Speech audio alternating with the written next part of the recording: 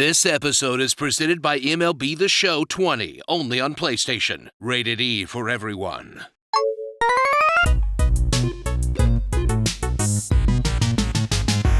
From the developers of some of the most aggressive action games and even more aggressive booby physics, comes the sequel to the meanest Diablo you've ever played. And this time, it's somehow even more Japanese than before. Nioh 2. Enter the magical realm of feudal Japan once again in the latest installment of the DreamWorks version of Dark Souls that drops the Last Samurai weeaboo roleplay from the first game in favor of a full-service waifu maker.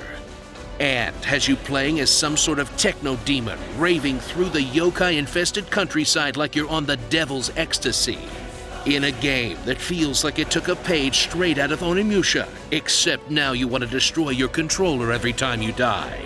But don't worry, there's always the easy way out.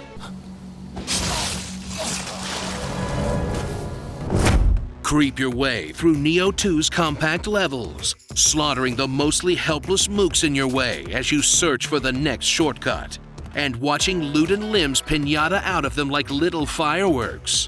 While the game tries to trip you up with status effects, snipers, and assholes waiting just around corners to jump on you, until you run into some real threats and you suddenly have to take the combat very seriously, as you're repeatedly handed your ass by goofy-looking Japanese monsters in less than 10 seconds. And you're sent back to the last bonfire to dash past everything to get to the boss, where you're finally forced to learn some of the game mechanics. Or just summon a guy and stand in the back tossing bombs like a true ninja, in a gameplay loop that really is just Dark Souls with feature creep. Actually, I'm pretty sure feature creep was a boss in the second region. Experience the fanfiction storyline of Nioh 2 as they take you through the annals of Japanese history, taking their own very heavy liberties along the way, and play as the self-insert OC Hide, a half-demon with the power to see the numerous spirits and monsters that roam Japan, and banish their ass back to the underworld. As you travel with notable figures of history, in a storyline that's just one big history lesson wrapped in anime and big magic swords. Which, if you really think about it, is just what Call of Duty does to the World Wars.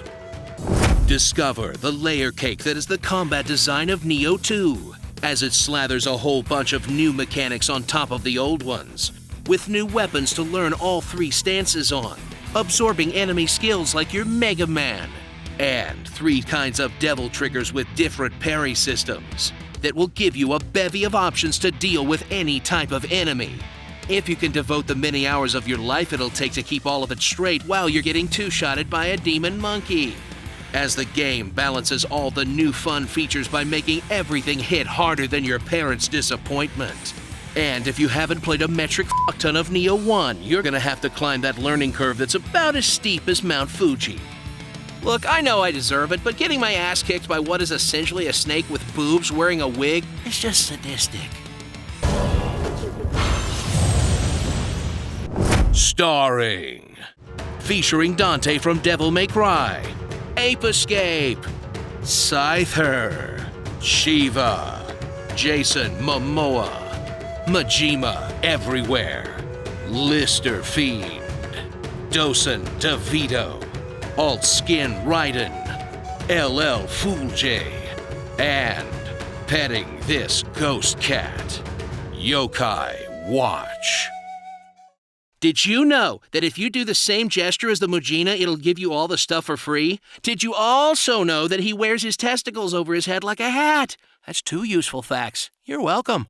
This episode was brought to you by MLB The Show 20, available March 17th, only on PlayStation. Rated E for everyone. It's just allergies, don't worry. Sorry, we're all out of toilet paper. The life of the wife is ended by the knife. I may just be an old fool now, stranger, but I can never forget a face like yours, and I'll never forget what you done for me back then.